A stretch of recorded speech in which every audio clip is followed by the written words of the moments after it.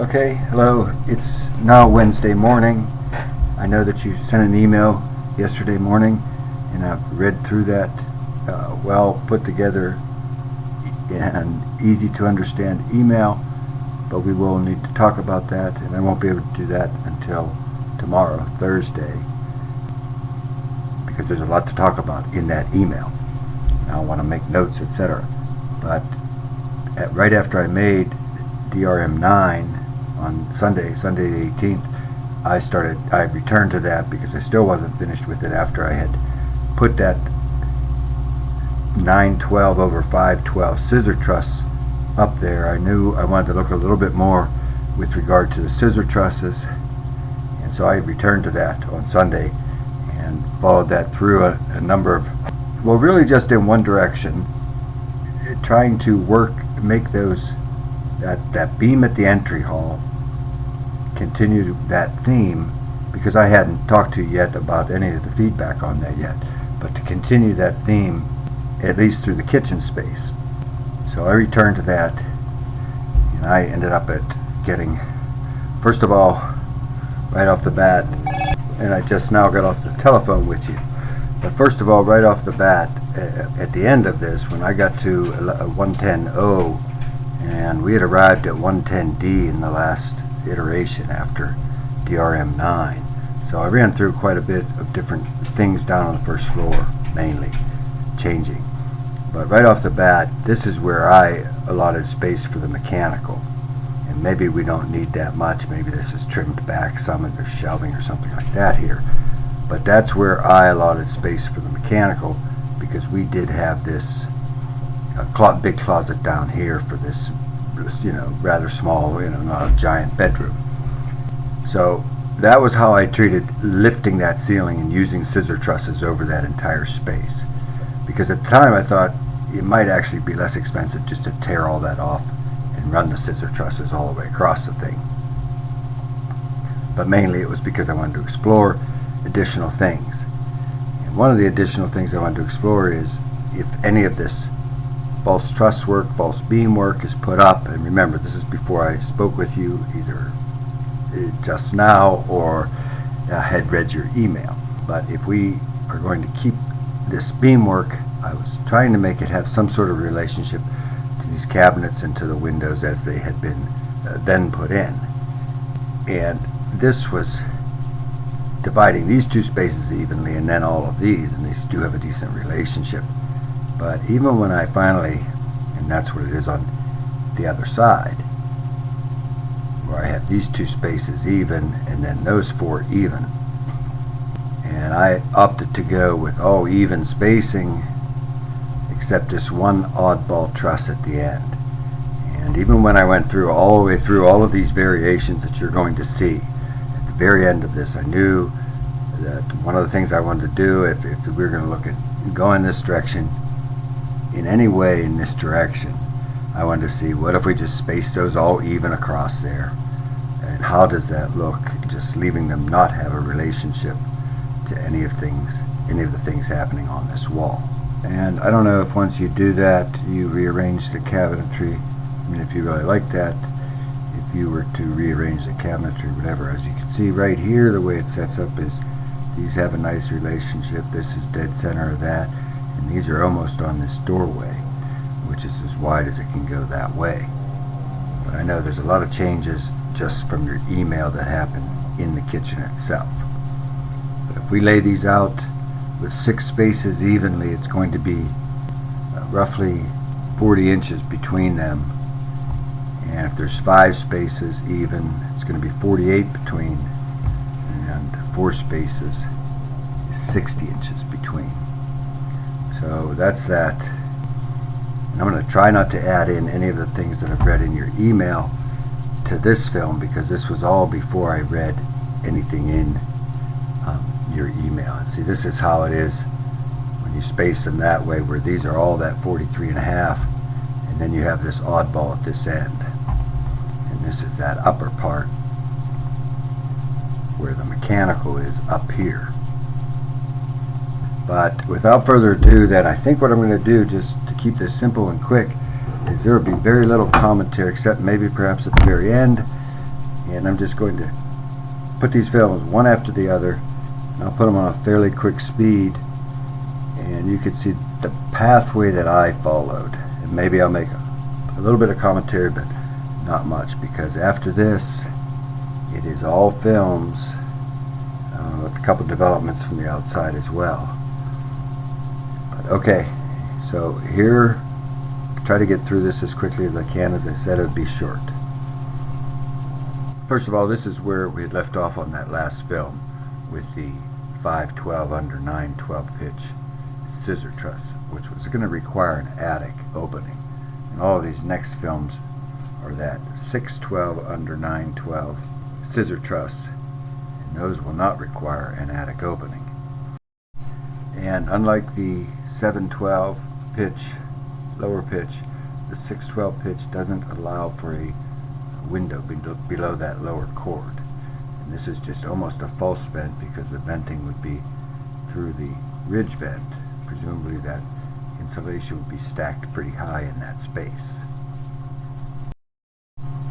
And unlike yesterday, all the films in this series, the door between the the living room and the kitchen is the wide door, unlike yesterday's where all the iterations showed that with the more narrow opening.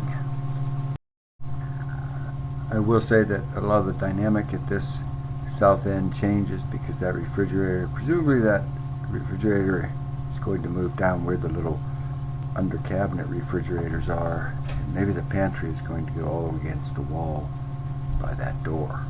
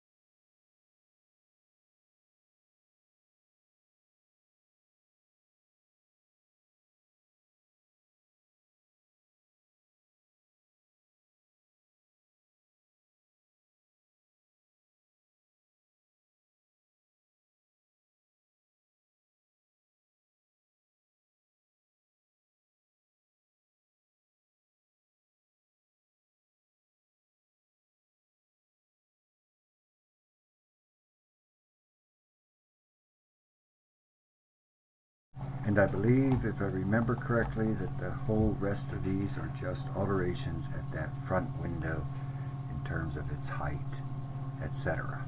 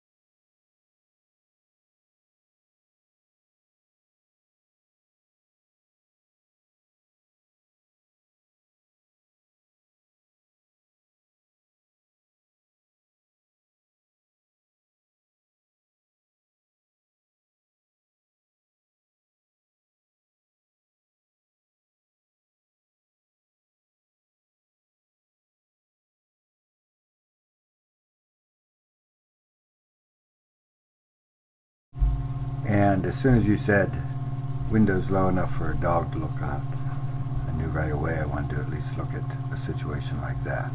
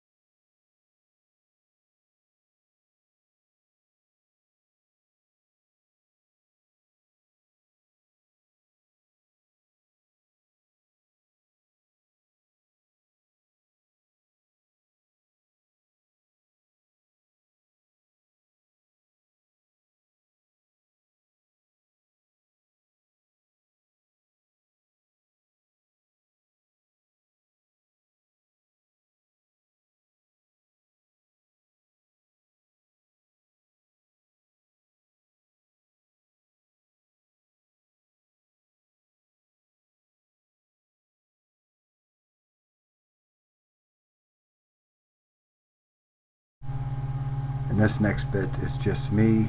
The dog got loose out of my arms, and this is just the dog doing dog things for the next minute or so.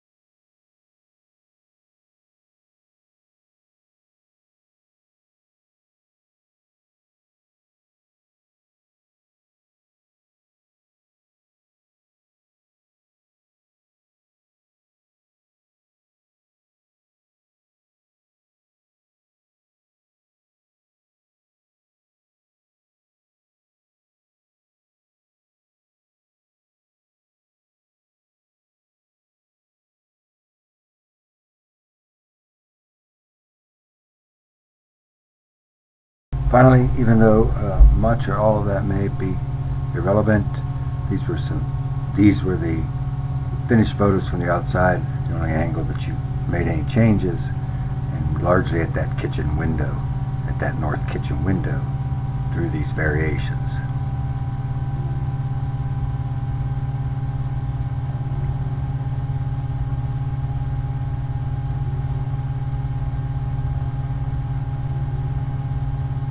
And then from inside, and the wood changes depending on how it's developed.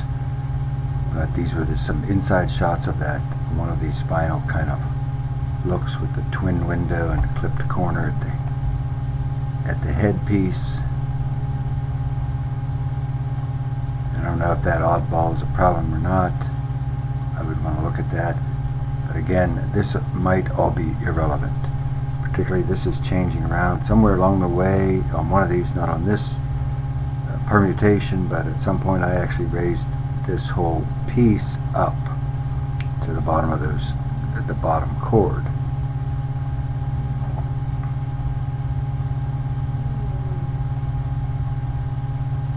Like that. But that's going to change because that whole thing is going to be shifting over, some flipping around or something like that. But that's all for now. Thanks very much for watching it if you got through it. I know some of it was repetitive and you probably weren't even able to pick up some of the changes, but I was just developing as I went along. So I will talk to you this evening around 7 o'clock. Thanks very much.